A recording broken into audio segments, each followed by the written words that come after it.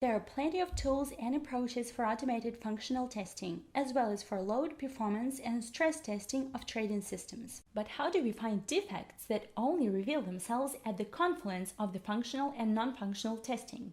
How do we subject the system to the real production test? Our active multi-participant testing tool named Mini-Robots can be the answer.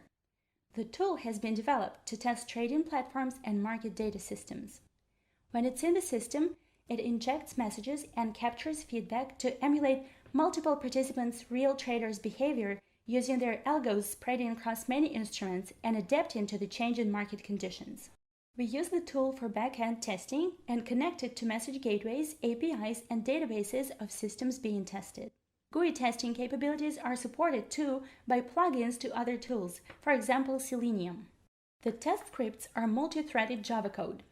They allow the test developer to reproduce a variety of complex market scenarios depending on what the testing needs are. Mini-robots can replicate the behavior of a market-making or arbitraging trader. When performing a backtest of some trading algorithm, we usually need to create a counterflow which returns the market data replay to its initial recorded state once the order book is changed. That can be achieved by introducing the arbitraging script.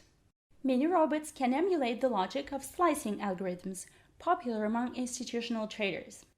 For example, we can create the test script to simulate a large volume order executed by a broker with the help of TWAP, VWAP, or power of volume algorithms.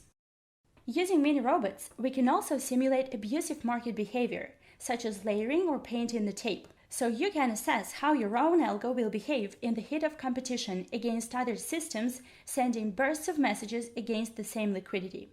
Mini-robots can also replicate the behavior of active traders rushing to sell a stock before the closing bell rings. The JavaScripts can be run separately, but if we group them together and press the fire button, we can simulate a very realistic market environment.